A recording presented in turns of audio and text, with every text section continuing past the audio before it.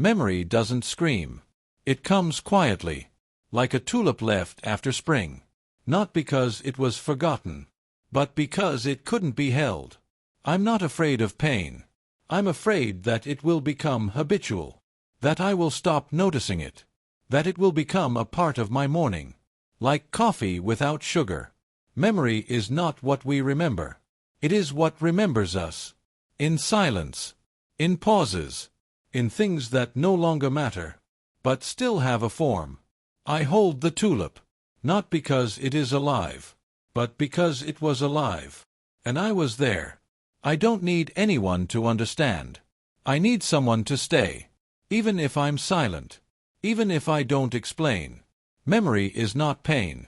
It is proof that something was real. Memory lives in the body, in the way I touch a cup, in the way I straighten my blanket, even when I am not cold. It is in the way I look at the door, as if someone should come in.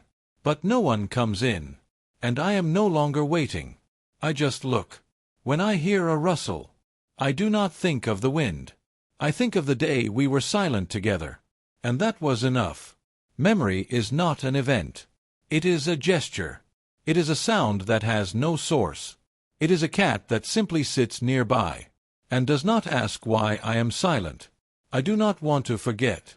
I want to learn to live with what remembers me, without fighting, without running away, simply being.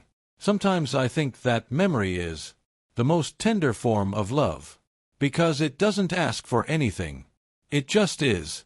I don't fight memory anymore. I let it be, like the light that falls on the table, even when I'm not looking. It doesn't ask. It doesn't scream. It just is.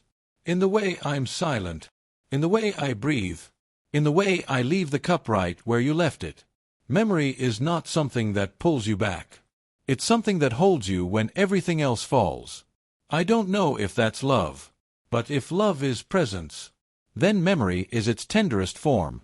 Sometimes I think that silence is the most honest response, because when all is said, and nothing has changed, only she remains, and I am no longer afraid of her. I just sit, with the tulip, with memory, with myself, and that is enough.